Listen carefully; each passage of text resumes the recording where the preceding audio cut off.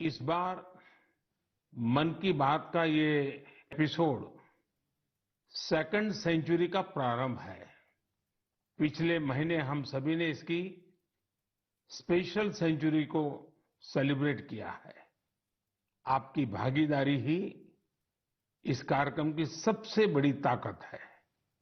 100वें episode के broadcast के समय एक प्रकार से पूरा देश एक सूत्र में बंध गया था। हमारे सफाई कर्मी भाई बहन हो या फिर अलग अलग सेक्टर्स के दिग्गज, मन की बात ने सबको एक साथ लाने का काम किया है। आप सभी ने जो आत्मीयता और स्नेह मन की बात के लिए दिखाया है, वो अभूतपूर्व है, भावुक कर देने वाला है। जब मन की बात का प्रसारण हुआ तो उस समय दुनिया के अलग अलग देशों में, अलग अलग टाइम जोन में कहीं शाम हो रही थी तो कहीं देर रात थी। इसके बावजूद बड़ी संख्या में लोगों ने 100वें एपिसोड को सुनने के लिए समय निकाला। मैंने हजारों मील दूर न्यूजीलैंड का वो वीडियो भी देखा जिसमें 100 वर्ष की एक माताजी अपना आशीर्वाद दे रही हैं। मन की बात को लेकर देश विदेश के लोगों ने अपने विचार रखे हैं। बहुत सारे लोगों ने कंस्ट्रक्टिव एनालिसिस भी किया है। लोगों ने इस बात को अप्रिशिएट किया है कि मन की बात में देश और देशवासियों की उपलब्धियों की ही चर्चा होती है। मैं एक बार फिर आप सभी को इस आशीर्वाद के लिए पूरे आदर के साथ धन्यवाद देता हूं। मेरे प्यारे देशवासियों, बीते दिनों हमने मन की बात में काशी तमिल संगमम की बात की, सौराष्ट्र तमिल संगमम की बात की। कुछ समय पहले ही वाराणसी में काशी तेलुगु संगमम भी हुआ। एक भारत श्रेष्ठ भारत की भावना को ताकत देने वाला ऐसे ही एक और अनूठा प्रयास देश में हुआ है। ये प्रयास है युवा संगम का। मैंने सोचा इस बारे में विस्तार से क्यों ना उन्हीं लोगों से पूछा जाए जो इस अनूठे प्रयास का हिस्सा रहे हैं। इसलिए अभी मेरे साथ फोन पर दो युवा जुड़े हुए हैं। एक है अरुणाचल प्रदेश के ग्यामर न्योकुम जी और दूसरी बेटी है बिहार की बिटिया विशाखा सिंह जी। आइए पहले हम ग्यामर न्योकुम जी से बात करते हैं। ग्यामर जी नमस्ते। नमस्ते मोदी जी। अच्छा ग्यामर जी, जरा सबसे पहले तो मैं आपके विषय में जानना चाहता हूँ। मोदी जी, सबसे पहले तो मैं आपका और भारत सरकार का बहुत ही ज्यादा आभार व्यक्त करता हूँ कि आपने बहुत कीमती टाइम निकाल के मुझसे बात करने का मुझे मौका दिया। मैं national institute of technology Arunachal Pradesh में फर्स्ट ईयर में मैकेनिकल इंजीनियरिंग में पढ़ रहा हूँ। और परिवार में क्या करते हैं पिताजी वगैरह? जी, मेरे पिताजी छोटे मोटे बिजनेस और उसके बाद कुछ फार्मिंग ये सब करते हैं। युवा संगम के लिए आपको पता कैसे चला? युवा संगम में गए कहाँ, कैसे गए, क्या हुआ? मोदी जी, मुझे युवा संगम का हमारे जो इंस्टीट्यूशन है, जो एनआईटी है, उन्होंने हमें बताया था कि आप इसमें भाग ले सकते हैं। तो मैंने फिर थोड़ा इंटरनेट में थोड़ा खोज किया, फिर मुझे पता चला कि ये एक बहुत ही अच्छा प्रोग्राम है जिसमें मुझे एक भारत श्रेष्ठ भारत का जो विजन है उसमें भी बहुत ही योगदान दे सकते हैं। मुझे कुछ नया जानने का मौका मिलेगा ना, तो तुरंत मैंने फिर उसमें वेबसाइट में जाके एनरोल किया। मेरा अनुभव बहुत ही मजेदार रहा, बहुत ही अच्छा था। कोई सिलेक्शन आपको करना था? मोदी जी, जब वेबसाइट खोला था अरुणाचल वालों के लिए दो ऑप्शन था। पहला था आंध्र प्रदेश जिसमें आईआईटी तिरुपति था और दूसरा था सेंट्रल यूनिवर्सिटी राजस्थान। तो मैंने राजस्थान में किया था अपना फर्स्ट प्रेफरेंस। सेकंड प्रेफरेंस मैंने आईआईटी तिरुपति किया था। तो मुझे राजस्थान के लिए सेलेक्ट हुआ था, तो मैं राजस्थान गया था। कैसा रहा आपका राजस्थान यात्रा? आप पहली बार राजस्थान गए थे? हाँ, मैं पहली बार अरुणाचल से बाहर गया था। मैंने तो जो राजस्थान की किले ये सब मैंने बस फिल्म और फोन में ही देखा था ना। तो मैंने जब पहली बार गया तो मेरा एक्सपीरियंस बहुत ही, वहाँ के लोग बहुत ही अच्छे थे और जो हमें ट्रीटमेंट दिया बहुत ही ज्यादा अच्छा था। और जो हमें नया नया चीज सीखने को मिला, मुझे राजस्थान के बारे की और उधर के लोग जैसे कि रेन वाटर हार्वेस्टिंग, बहुत कुछ नया नया चीज सीखने को मिला जो मुझे बिल्कुल ही मालूम नहीं था। तो ये प्रोग्राम मुझे बहुत ही अच्छा था, राजस्थान का विजिट। देखिए, आपको तो सबसे बड़ा फायदा ये हुआ है कि अरुणाचल में भी वीरों की भूमि है, राजस्थान भी वीरों की भूमि है और राजस्थान से सेना में भी बहुत बड़ी संख्या में लोग हैं और अरुणाचल में सीमा पर जो सैनिक है उसमें जब भी राजस्थान के लोग मिलेंगे तो आप जरूर उनसे बात करेंगे कि देखिए मैं राजस्थान गया था, ऐसा अनुभव था, तो आपकी तो निकट एकदम से बढ़ जाएगी। अच्छा, आपको वहां कोई समानताएं भी ध्यान में आई होगी, आपको लगता होगा हाँ यार ये अरुणाचल में भी तो ऐसा ही है। मोदी जी, मुझे जो एक समानता मुझे मिली ना, वो थी कि जो देश प्रेम है ना, और जो एक भारत श्रेष्ठ भारत का जो विजन और जो फीलिंग जो मुझे देखा, क्योंकि अरुणाचल में भी लोग अपने आप को बहुत ही गर्व महसूस करते हैं कि वो भारतीय है, और राजस्थान में भी लोग अपने मातृभूमि के लिए बहुत जो गर्व महसूस होता है, वो चीज मुझे बहुत ही ज्यादा नजर आया। और स्पेशली जो युवा पीढ़ी है ना, क्योंकि मैंने उधर में बहुत सारे युवा के साथ इंटरेक्ट और बातचीत किया ना, तो वो चीज मुझे बहुत सिमिलरिटी नजर आया। जो वो चाहते हैं कि भारत के लिए जो कुछ करने का और जो अपने देश के लिए प्रेम है ना, वो चीज मुझे बहुत ही दोनों ही राज्य में बहुत सिमिलरिटी नजर आया। तो वहां जो मित्र मिले हैं उनसे परिचय बढ़ाया कि आकर के भूल गए? मैंने बढ़ाया, परिचय किया। हाँ। तो आप सोशल मीडिया में एक्टिव हैं? जी, मोदी जी में एक्टिव हो।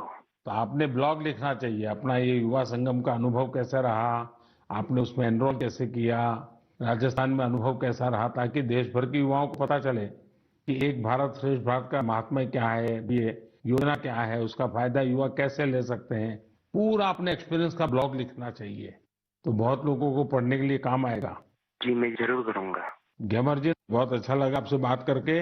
और आप सब युवा देश के लिए, देश के उज्जवल भविष्य के लिए, क्योंकि ये 25 साल अत्यंत महत्वपूर्ण है, आपके जीवन के भी और देश के जीवन के भी। तो मेरी बहुत बहुत शुभकामनाएं। धन्यवाद। धन्यवाद मोदी जी, आपको भी। नमस्कार भैया।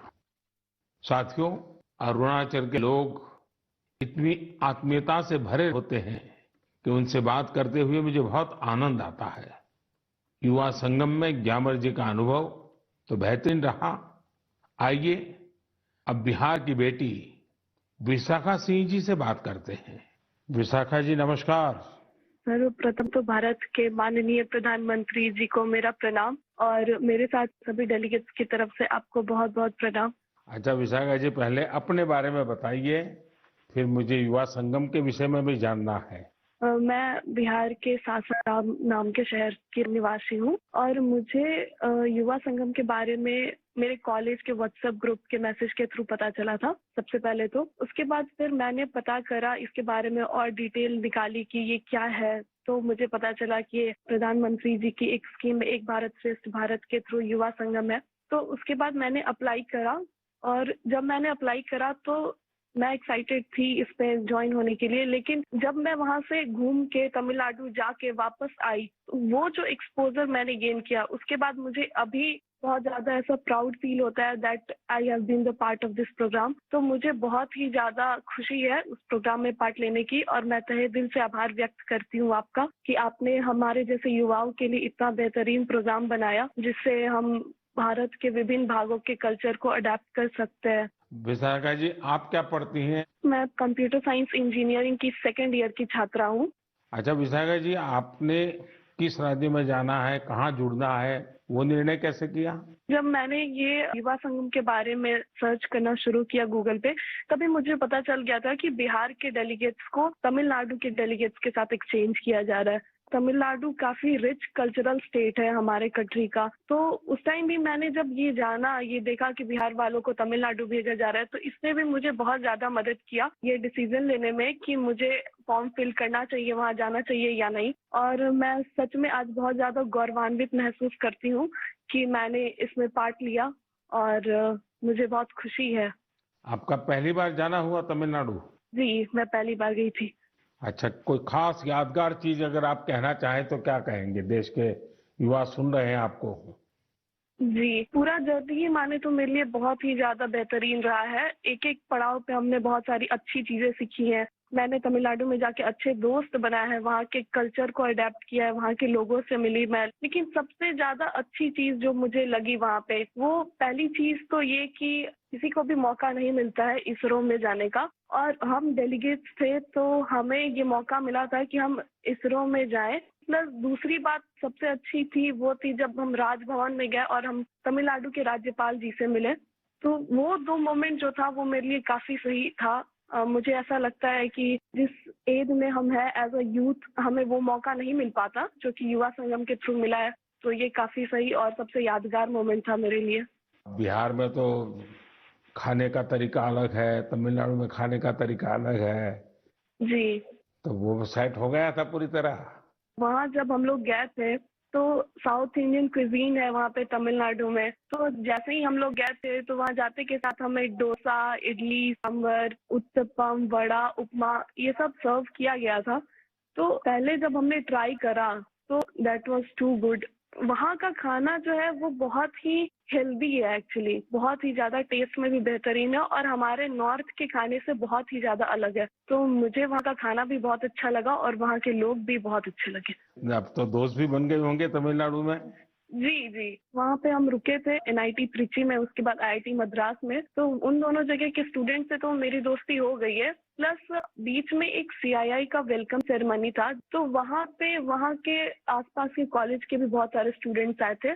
तो वहाँ हमने उन स्टूडेंट से भी इंटरेक्ट किया और मुझे बहुत अच्छा लगा उन लोगों से मिलकर। काफी लोग तो मेरे दोस्त भी हैं और कुछ डेलीगेट से भी मिले थे, जो तमिलनाडु के डेलीगेट बिहार आ रहे थे, तो हमारी बातचीत उनसे भी हुई थी और हम अभी भी आपस में बात करते हैं, तो मुझे बहुत अच्छा लगता है। तो विशाखा जी, आप एक ब्लॉग लिखिए और सोशल मीडिया पे ये आपको पूरा अनुभव, एक तो इस युवा संगम का, फिर एक भारत श्रेष्ठ भारत का, और फिर तमिलनाडु में अपनापन जो मिला, जो आपको स्वागत सत्कार हुआ, तमिल लोगों का प्यार मिला, ये सारी चीजें देश को बताइए आप।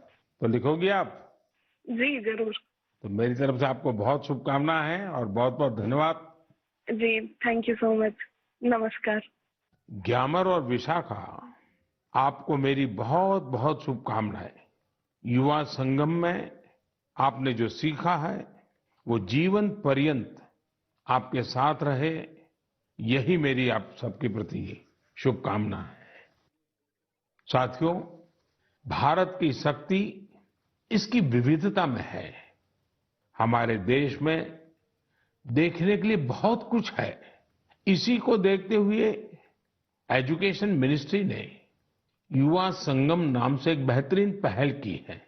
इस पहल का उद्देश्य पीपल टू पीपल कनेक्ट बढ़ाने के साथ ही देश के युवाओं को आपस में घुलने मिलने का मौका देना। विभिन्न राज्यों के उच्च शिक्षा संस्थानों को इससे जोड़ा गया है। युवा संगम में युवा दूसरे राज्यों के शहरों और गांवों में जाते हैं। उन्हें अलग अलग तरह के लोगों के साथ मिलने का मौका मिलता है। युवा संगम के फर्स्ट राउंड में लगभग 1200 युवा देश के 22 राज्यों का दौरा कर चुके हैं। जो भी युवा इसका हिस्सा बने हैं, वे अपने साथ ऐसी यादें लेकर वापस लौट रहे हैं जो जीवन भर उनके हृदय में बसी रहेगी। हमने देखा है कि कई बड़ी कंपनियों के सीईओ, बिजनेस लीडर्स, उन्होंने बैग पैकर्स की तरह भारत में समय गुजारा है। मैं जब दूसरे देशों के लीडर से मिलता हूं तो कई बार वो भी बताते हैं कि वो अपनी युवावस्था में भारत घूमने के लिए गए थे। हमारे भारत में इतना कुछ जानने और देखने के लिए है कि आपकी उत्सुकता हर बार बढ़ती ही जाएगी। मुझे उम्मीद है कि इन रोमांचक अनुभवों को जानकर आप भी देश के अलग अलग हिस्सों की यात्रा के लिए जरूर प्रेरित होंगे। मेरे प्यारे देशवासियों, कुछ दिनों पहले ही मैं जापान में हिरोशिमा में था। वहां मुझे हिरोशिमा पीस मेमोरियल म्यूजियम में जाने का अवसर मिला। यह एक भावुक कर देने वाला अनुभव था। जब हम इतिहास की यादों को संजोकर रखते हैं तो वो आने वाली पीढ़ियों की बहुत मदद करता है। कई बार म्यूजियम में हमें नए सबक मिलते हैं तो कई बार हमें बहुत कुछ सीखने को मिला है। कुछ दिन पहले ही भारत में इंटरनेशनल म्यूजियम एक्सपो का भी आयोजन किया था। इसमें दुनिया के 1200 से अधिक म्यूजियम की विशेषताओं को दर्शाया गया। हमारे यहाँ भारत में अलग अलग प्रकार के ऐसे कई म्यूजियम्स हैं जो हमारे अतीत से जुड़े अनेक पहलुओं को प्रदर्शित करते हैं। जैसे गुरुग्राम में एक अनोखा संग्रहालय है, म्यूजियो कैमेरा। इसमें 1860 के बाद के 8,000 से ज्यादा कैमरों का कलेक्शन मौजूद है। तमिलनाडु के म्यूजियम ऑफ पॉसिबिलिटीज को हमारे दिव्यांगजनों को ध्यान में रखकर डिजाइन किया गया है। मुंबई का छत्रपति शिवाजी महाराज वास्तु संग्रहालय एक ऐसा म्यूजियम है जिसमें 70,000 से भी अधिक चीजें संरक्षित की गई हैं। साल 2010 में स्थापित इंडियन मेमोरी प्रोजेक्ट एक तरह का ऑनलाइन म्यूजियम है। ये जो दुनिया भर से भेजी गई तस्वीरों और कहानियों के माध्यम से भारत के गौरवशाली इतिहास की कड़ियों को जोड़ने में जुटा है। विभाजन की विभीषिका से जुड़ी स्मृतियों को भी सामने लाने का प्रयास किया गया है। बीते वर्षों में भी हमने भारत में नए नए तरह के म्यूजियम और मेमोरियल बनते देखे हैं। स्वाधीनता संग्राम में आदिवासी भाई बहनों के योगदान को समर्पित 10 नए म्यूजियम बनाए जा रहे हैं। कोलकाता के विक्टोरिया मेमोरियल में विप्लवी भारत गैलरी हो या फिर जलियांवाला बाग मेमोरियल का पुनरुद्धार, देश के सभी पूर्व प्रधानमंत्रियों को समर्पित पीएम म्यूजियम भी आज दिल्ली की शोभा बढ़ा रहा है। दिल्ली में ही नेशनल वॉर मेमोरियल और पुलिस मेमोरियल में हर रोज अनेकों लोग शहीदों को नमन करने आते हैं। ऐतिहासिक दांडी यात्रा को समर्पित दांडी मेमोरियल हो या फिर स्टैच्यू ऑफ यूनिटी म्यूजियम, खैर मुझे यहीं रुक जाना पड़ेगा क्योंकि देश भर में म्यूजियम्स की लिस्ट काफी लंबी है और पहली बार देश में सभी म्यूजियम्स के बारे में जरूरी जानकारियों को कंपाइल भी किया गया है। म्यूजियम किस थीम पर आधारित है, वहां किस तरह की वस्तुएं रखी हैं, वहां की कॉन्टैक्ट डिटेल्स क्या है, ये सब कुछ एक ऑनलाइन डायरेक्टरी में समाहित है। मेरा आपसे आग्रह है कि आपको जब भी मौका मिले अपने देश के इन म्यूजियम्स को देखने जरूर जाएं। आप वहां की आकर्षक तस्वीरों को #म्यूजियम मेमोरीज पर शेयर करना भी ना भूलें। इससे अपनी वैभवशाली संस्कृति के साथ हम भारतीयों का जुड़ाव और मजबूत होगा। मेरे प्यारे देशवासियों, हम सब ने एक कहावत कई बार सुनी होगी, बार बार सुनी होगी, बिन पानी सब सून, बिना पानी जीवन पर संकट तो रहता ही है, व्यक्ति और देश का विकास भी ठप पड़ जाता है। भविष्य की इसी चुनौती को देखते हुए आज देश के हर जिले में 75 अमृत सरोवरों का निर्माण किया जा रहा है। हमारे अमृत सरोवर इसलिए विशेष हैं क्योंकि ये आजादी के अमृत काल में बन रहे हैं और इसमें लोगों का अमृत प्रयास लगा है। आपको जानकर अच्छा लगेगा कि अब तक 50,000 से ज्यादा अमृत सरोवरों का निर्माण भी हो चुका है। ये जल संरक्षण की दिशा में बहुत बड़ा कदम है। साथियों, हम हर गर्मी में इसी तरह पानी से जुड़ी चुनौतियों के बारे में बात करते रहते हैं। इस बार भी हम इस विषय को लेंगे, लेकिन इस बार चर्चा करेंगे जल संरक्षण से जुड़े स्टार्टअप्स की। एक स्टार्टअप है फ्लॉक्स जेन। ये स्टार्टअप आईओटी एनेबल्ड तकनीक के जरिए वाटर मैनेजमेंट के विकल्प देता है। ये टेक्नोलॉजी पानी के इस्तेमाल के पैटर्न्स बताएगा और पानी के प्रभावी इस्तेमाल में मदद करेगा। एक और स्टार्टअप है लिव एंड सेंस। ये आर्टिफिशियल इंटेलिजेंस और मशीन लर्निंग पर आधारित प्लेटफॉर्म है। इसकी मदद से वाटर डिस्ट्रीब्यूशन की प्रभावी निगरानी की जा सकेगी। इससे ये भी पता चल सकेगा कि कहां कितना पानी बर्बाद हो रहा है। एक और स्टार्टअप है कुंभी कागज। ये कुंभी कागज ऐसा विषय है, मुझे पक्का विश्वास है आपको भी बहुत पसंद आएगा। कुंभी कागज स्टार्टअप उसने एक विशेष काम शुरू किया है। वे जलकुंभी से कागज बनाने का काम कर रहे हैं। यानी जो जलकुंभी कभी जल स्रोतों के लिए एक समस्या समझी जाती थी, उसी से अब कागज बनने लगा है। साथियों, कई युवा अगर इनोवेशन और टेक्नोलॉजी के जरिए काम कर रहे हैं, तो कई युवा ऐसे भी हैं जो समाज को जागरूक करने के मिशन में भी लगे हुए हैं। जैसे कि छत्तीसगढ़ में बालोद जिले के युवा हैं।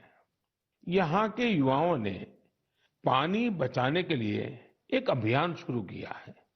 ये घर घर जाकर लोगों को जल संरक्षण के लिए जागरूक करते हैं।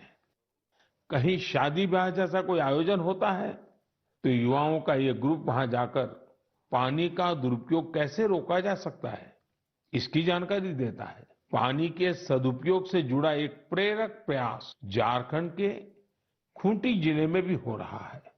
खूंटी में लोगों ने पानी के संकट से निपटने के लिए बोरी बांध का रास्ता निकाला है।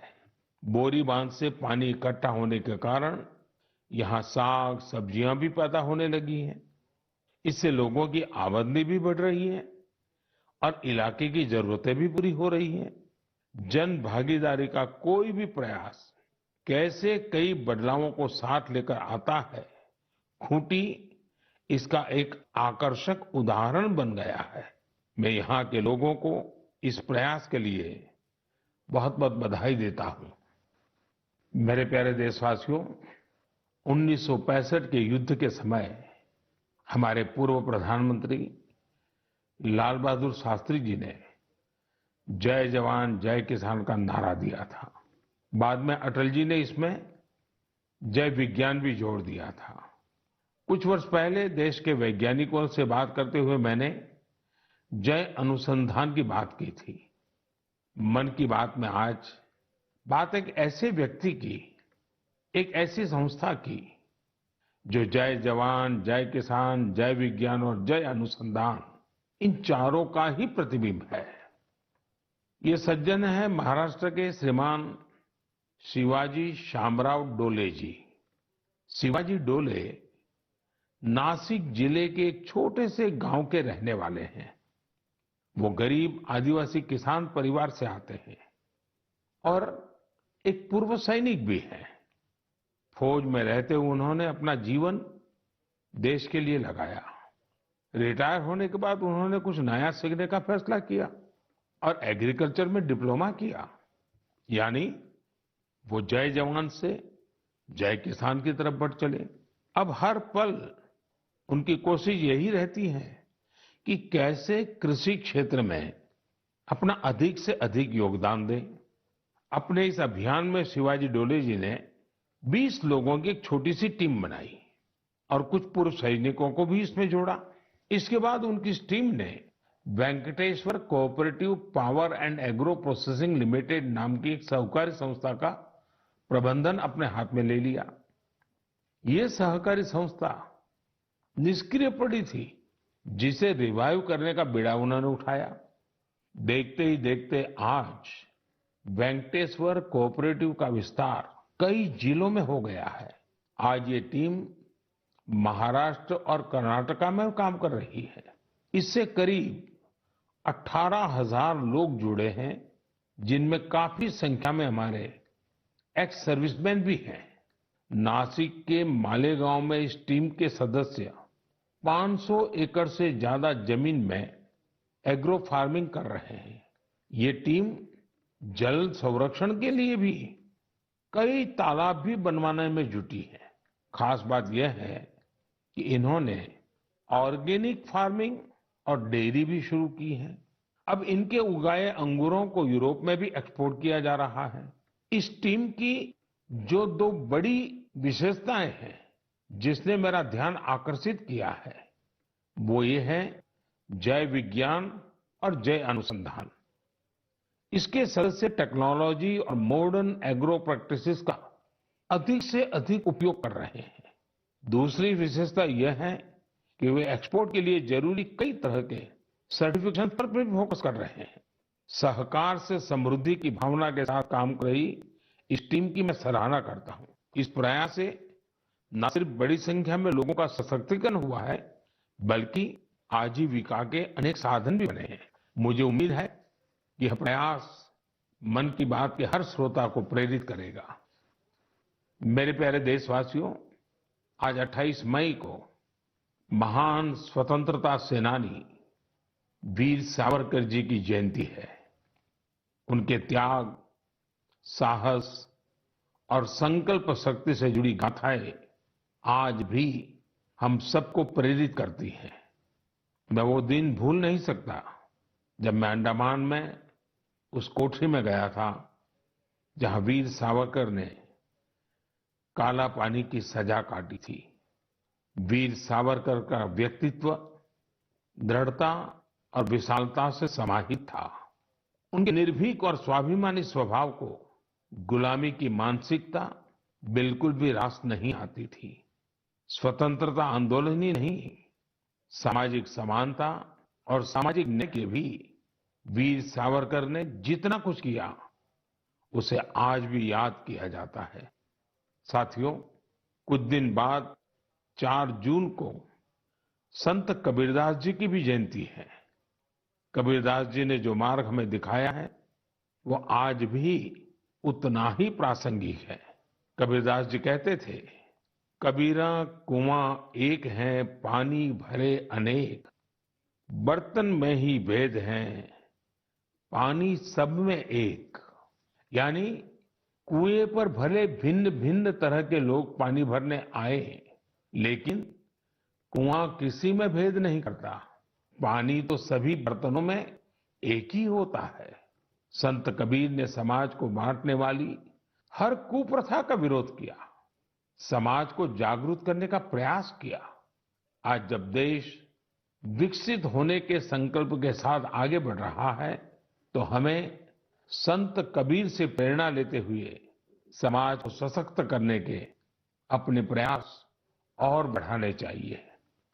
मेरे प्यारे देशवासियों, अब मैं आपसे देश की एक ऐसी महान हस्ती के बारे में चर्चा करने जा रहा हूं, जिन्होंने राजनीति और फिल्म जगत में अपनी अद्भुत प्रतिभा के बल पर अमिट छाप छोड़ी।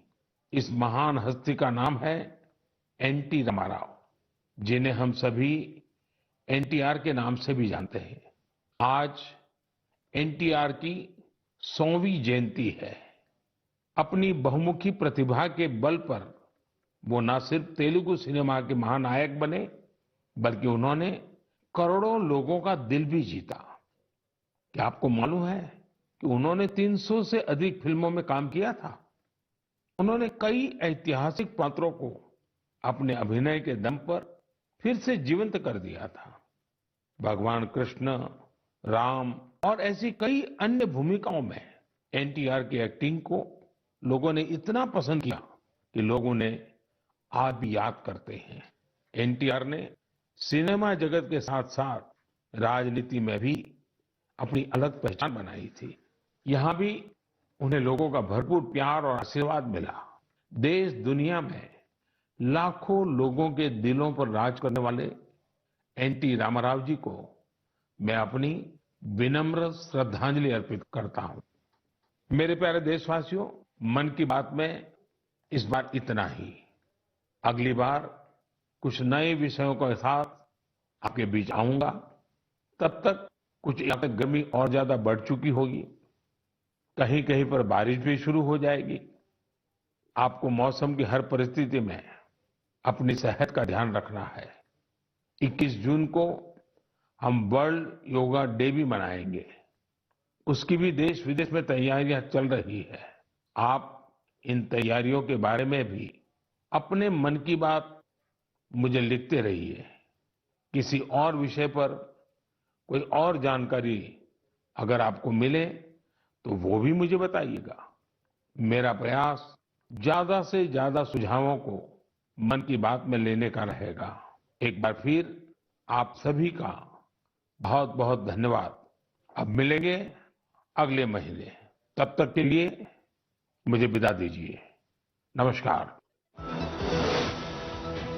आज का है और इस ऐतिहासिक मौके पर प्रधानमंत्री नरेंद्र मोदी के मन की बात का कार्यक्रम चल रहा था, जो आपने सुना ध्यान से, प्रधानमंत्री नरेंद्र मोदी ने मन की बात में देश के अलग अलग हिस्सों का जिक्र किया। साथ ही साथ बताया कि कैसे देश में विविधता एक साथ देखी जाती है और ये विविधताओं का देश है। प्रधानमंत्री नरेंद्र मोदी ने बताया और समझाया कि युवा कितने ज़्यादा इंपॉर्टेंट हैं देश के लिए और कैसे युवाओं को सही दिशा में आगे बढ़ना चाहिए। साथ ही साथ ये कह दिया कि अगले 25 साल देश के लिए बड़े ज़्यादा महत्वपूर्ण होने वाले हैं। देश में देखने के लिए बहुत कुछ है। अंत में प्रधानमंत्री नरेंद्र मोदी ने ये बताया कि चूंकि गर्मी के दिन हैं और बरसात भी आने वाली है, इसीलिए आप अपने स्वास्थ्य का बेहद ख्याल रखिए। योगा दिवस की भी अपनी तैयारियां रखिएगा। 21 जून को योगा दिवस मनाया जाएगा। वीर सावरकर को भी प्रधानमंत्री नरेंद्र मोदी ने आज याद किया। वीर सावरकर को याद किया, कबीर को याद किया, एनटीआर को याद किया, सभी को याद किया जिन जिन का देश को आगे बढ़ाने में योगदान है, संस्कृति को आगे बढ़ाने में योगदान है, उन सभी को हमेशा प्रधानमंत्री मोदी याद करते हैं। और जिस तरीके से मौसम की बात भी उन्होंने कही है कि अब जब अगले महीने फिर से मन की बात में वो लौटेंगे तो मौसम कई जगह बदला होगा, बारिश होगी, गर्मी होगी और सबको ये भी कहा है कि अपनी सेहत का जरूर ध्यान रखें। और योगा का भी जो है उन्होंने जिक्र किया, क्योंकि 21 जून को पूरे देश में, पूरे विश्व में जो है योगा दिवस मनाया जाता है। उसको लेकर भी सभी जगह तैयारियां चल रही हैं। उसका जिक्र भी प्रधानमंत्री नरेंद्र मोदी ने किया और किस तरीके से आज का दिन काफी ऐतिहासिक है, इसका जिक्र वो करते नजर आए। और किस तरीके से उन्होंने जो है सभी हमेशा अपने मन की बात कार्यक्रमों में जितने भी लोग हैं जिन्होंने देश को आगे बढ़ाने में योगदान दिया है, उनसे उन्होंने बात की, उनका जिक्र किया है। और इस बार भी ऐसा ही देखने को मिला। चाहे वीर सावरकर की बात करो, चाहे एनटीआर की बात करो, चाहे कबीर की बात करो, उन सभी को उन्होंने याद किया। और उन्होंने कहा कि अगले 25 साल जो है देश के लिए